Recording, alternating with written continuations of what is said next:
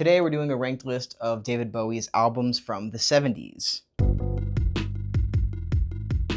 The World of David Bowie. This was Bowie's first release in the 70s, or rather more of just a release from the label. After Space Oddity, he started to blow up a little bit, so they wanted to show everyone some of his mid to late 60s tracks. Some of these tracks aren't really my vibe. They're super British. What is this genre? It's like British folk. Spending an afternoon painting my uncle's fence core. It doesn't really remind me of the direction that Bowie would be going in artistically. It's fun to listen to. It's a good time. That being said, I can't really seriously rank it among some of his other stuff. And it's a label compilation record. This album cover, there's something very eerie about it. I'm going to start off harsh here. I'm going to put this in D. Mostly as a testament to how great some of these upcoming albums are. Okay. The Man Who Sold the World.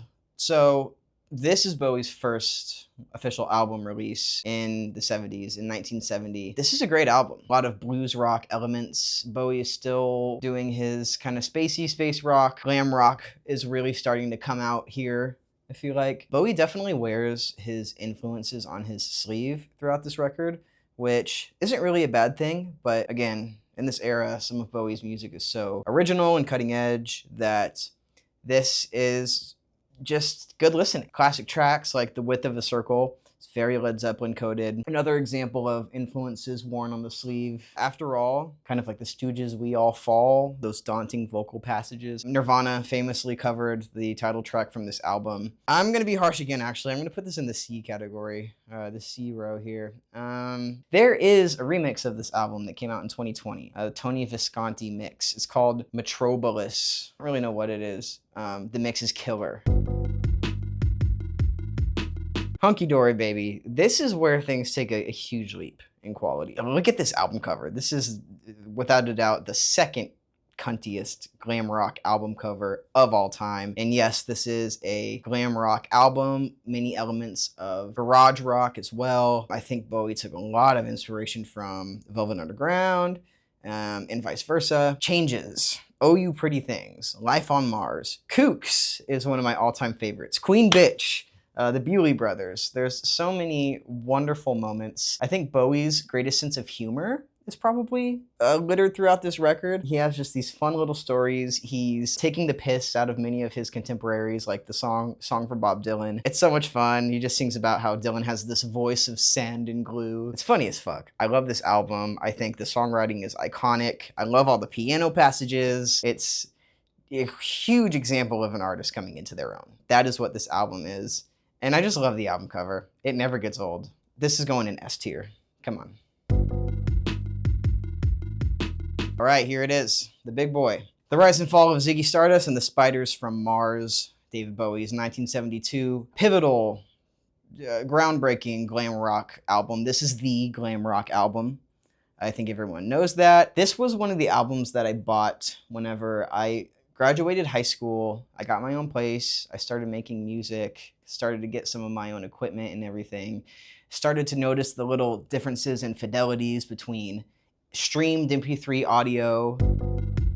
I started to gravitate towards CDs and those higher fidelities, greater, more textured sonic palettes. This was one of the CDs I bought, and I didn't know that you could get this creative with music.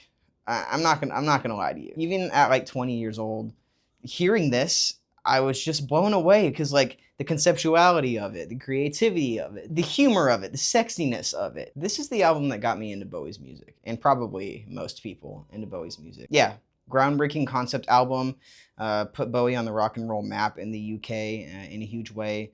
It's classic front to back, killer opener, maybe the greatest in rock history. It's got a bombastic and thought-provoking final track. It really makes you think about your place in the universe. It opens up possibilities. Bowie's albums, for how epic they are, typically have pretty lean runtimes compared to like every other art rocker ever. I seldom listen to this album without starting it from the top, but when I do, I put on Moon Age Daydream, baby. That's the song that sold me on Bowie. And his creativity, his awesome voice, his crazy and imaginative lyrics. This is an S-tier album, obviously.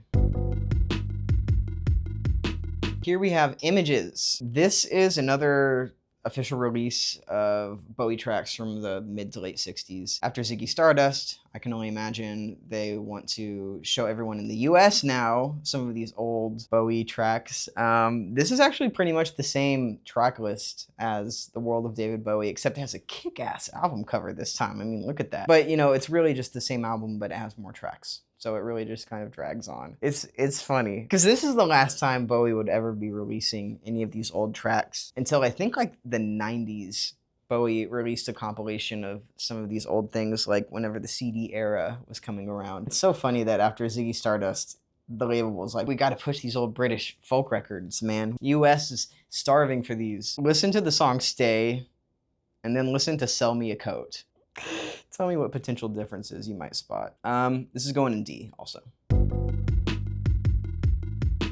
Aladdin Sane. If Hunky Dory is the second cuntiest glam rock album cover of all time, this is the first. Look at that. This is a great album. It's electric. It's vibrant. It's zesty. It's another very sexual album, just like Ziggy. It's a great album full of great moments. It really showcases how unique Bowie is. I love the piano passages all over this album. Aladdin Sane, the title track, of course, famously has these really disjointed, awkward piano passages at the end. It's a lot of fun. It's a hard-hitting track. You know,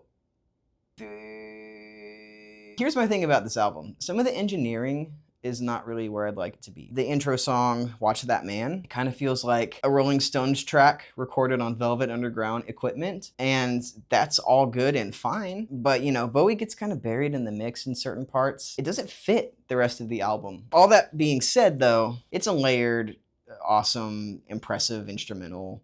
Kind of reminds me of Goodbye Yellow Brick Road. My favorite track on this album is probably Time. Least favorite? We know. Let's Watch That Man. Sorry. We're going to put Aladdin in the B. That probably really pisses some people off. So good. Fuck you. Pinups might be the least exciting release on this list. Bowie's kind of bringing his Ziggy era glam slam to a bunch of oldies covers, and it's decent. Some good instrumentation, definitely, here and there. It's not a bad album. It's dull compared to Bowie's original works, you know, the complete conceptual albums that he would be known for. I don't see much reason to return to this album except for the Bowie fandom of it. You know, there's some good punkish vibes. There's some early garage punk going on here that can't be ignored. And also, Bowie doesn't really sound like this on any of his other albums. He's doing something here with his voice.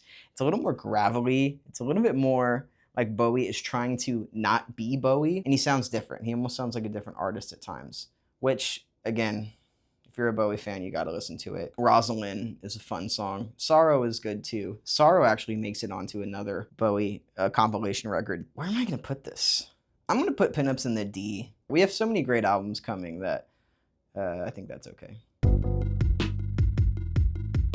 Diamond Dogs. This started as the most indifferent feeling album on this list for me. I didn't really know how to feel about it at first, but after several listens, it's just another fantastic Bowie record. It proves he can be ultra conceptual outside of Ziggy Stardust. He's moved on to a new story. Diamond Dogs. It takes place in this nightland called Hunger City. It's dangerous, it's foul, it's odious. There's trouble amok everywhere. You'll catch your death in the fog, young girl. I would call this Bowie's last narratively conceptual album of the 70s, whereas the next album, Young Americans, and the concurrent albums of the decade, I would say they're more thematically or sonically conceptual. The more I listen to Diamond Dogs, the more I feel like I'm able to sink my teeth into it and get it. I can't get enough of this album right now. This is the most movie-like, I think, of his records is Diamond Dogs. The dystopic poetry, the colorful, dangerous feeling environments, you really get to live in them here. They just suck you in. I prefer this album on headphones for that reason. It curates the environment a little bit more for me. The title track, Diamond Dogs, pure Rolling Stones worship. Not a bad thing. I'm a big Stones guy, so that's cool. My favorite track here is Sweet Thing. I mean, it's fucking awesome. Any slow, like musically heavy Bowie track, it's impending magic. I also like Rebel Rebel. Those clanging guitars swirling around your head over and over. It's hypnotic. Big Brother's also a fucking banger. If I had to choose a least favorite track, which I guess I'll do I'll try to do that going down. 1984 probably is my least favorite, which again, it can never be considered a bad song. But, you know, you have all of these super original conceptual Diamond Dogs tracks. And then 1984 is just kind of like David Bowie Superfly, you know? I don't know if it really needed an on-the-nose track like this George Orwellian, here's what we meant. It didn't need that. The drums are fucking insane, though. Diamond Dogs, A tier. A tier, baby, right there. All right, David Live. This is Bowie's first live album and his first release after Diamond Dogs. And I'm kind of surprised there wasn't a live album before this. Obviously, Bowie still hadn't blown up in the US. And, you know, recording and producing a live album is very expensive and difficult, so actually it makes perfect sense. Bowie starts this album out with 1984, which is funny that I just called it my least favorite on Diamond Dogs. I love the performance of Moon Age Daydream. It's just like barely down tempo from the original, and it really allows those drums to...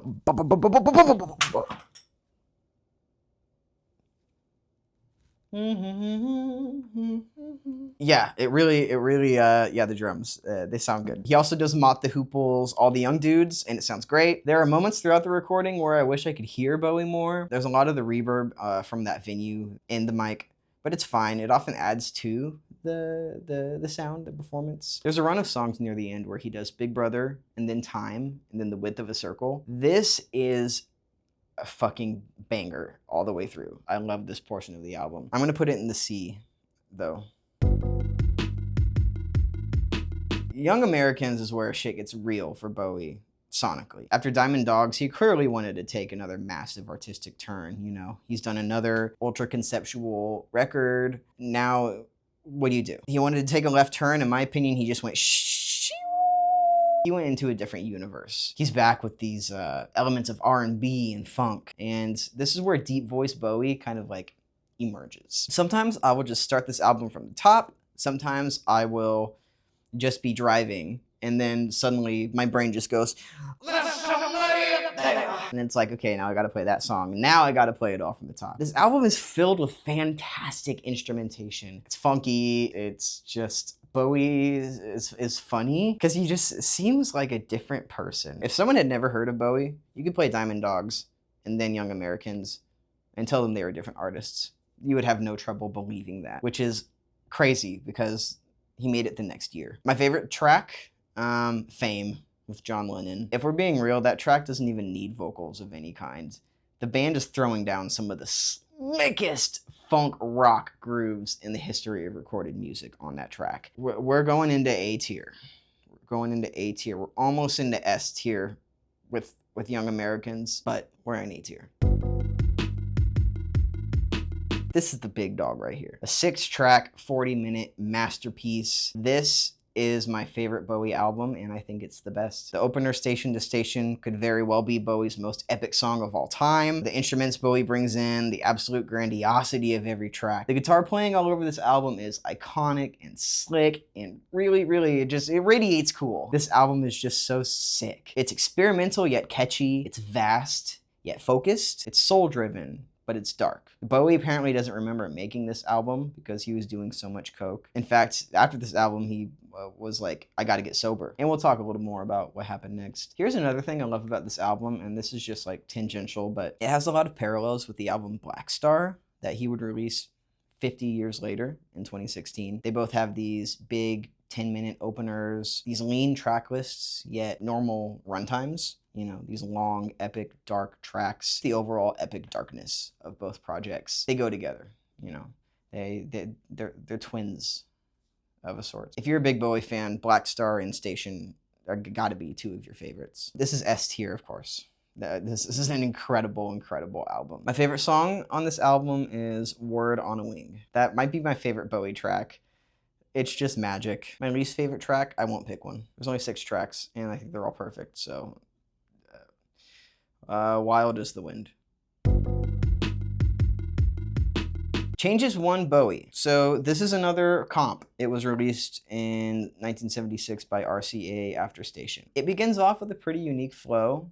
Contains a lot of great Bowie tracks. It doesn't really match up to the intentional, conceptual curated nature of Bowie's flagship releases. But that being said, this crop of songs blows the first two compilation LPs out of the water. It's just like not even close. Honestly, if this was like my first Bowie album I ever had come across, I could see it being like my forever favorite just because the track list is so strong. It really does showcase Bowie's artistic growth, you know, the whole Changes thing. Just between the first track, Space Oddity, and the last song, Golden Years, that's 7 years of growth, and it shows, especially in like a 12-song track list. You can definitely see that growth. Yeah, I can't really rank it higher just because it doesn't really transport you to that other world like so many of these other albums do. This album also has the first LP release of the song John, I'm Only Dancing, which is a total banger.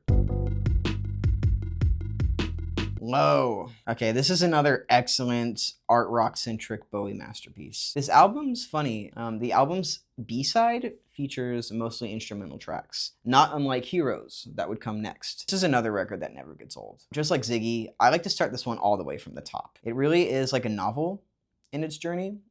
I don't know why, I just really like it. I guess what I mean by that is, being that the second half of the album is instrumental, you kind of get to imagine the rest of the stories that take place. They're very lively and vibrant, and that is not a hard task. The song A New Career in a New Town somehow feels exactly like that, even though there are no lyrics. I feel like Jerry Rafferty, if anyone knows who that is, listened to Low and was like, yeah, I'm gonna channel this shit for City to City. This is the first album of the Berlin trilogy. After Station to Station, Bowie was like, I have done so much cocaine, I have to move. So he moves to Germany, to Berlin. Brian Eno shows up and helps curate this Berlin trilogy, which is, you know, has that distinctive sound. And then he would go on to work with the post-punk giants Talking Heads on some of their albums, and there are definitely overlapping sonic flavors here and there, and that is not a bad thing. Low is an S-tier album, all the way up to the top. Yep. All the way up to the top, baby. Boom. Okay, so this is probably where I'm gonna lose a lot of people, but I'm not very Heroes pilled. I think it's very creative, and some of the sonic landscapes are insane. I just don't have it up here with some of these others. I feel like that might change with more time, but I feel like Low nailed this whole idea. You know, the first half being a crop of classic Bowie tracks and the latter half being largely instrumental. I think I'm just not ready for Heroes. I don't know. And we gotta throw a wrench in here somewhere, right? My favorite track's probably Sons of the Silent Age. Super epic and cool. My least favorite is the last track, The Secret Life of Arabia. Why? This album is definitely a blend of Low and Lodger. I mean, obviously, it's the album that comes between them, so that makes sense. But I don't know, I feel like Low and Lodger are two cars colliding on the highway, and the resulting debris is Heroes. I'm putting it in the C tier. All right, Stage. Stage. Stage comes in 1978. It's Bowie's second live album. It's mostly tracks from Heroes, Low, and Station to Station. But on side B, after what seems like an intermission maybe, Bowie comes out and he does a 5-song suite of Ziggy Stardust. The crowd goes wild. I like this album. It's a great listen for a Bowie fan. The thing about Bowie's live stuff is, at least from what I've heard from this era, his recorded music, the work that he did in the studio is so like meticulous and bombastic.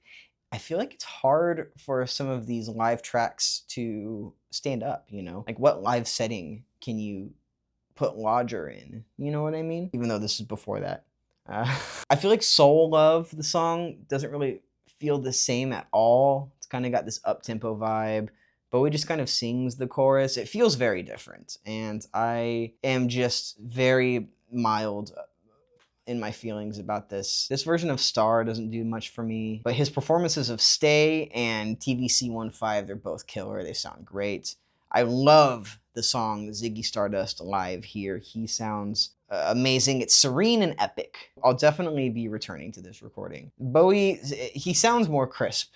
The whole thing is more methodical. The band is better recorded, but Bowie's energy is not the same. It's way more subdued.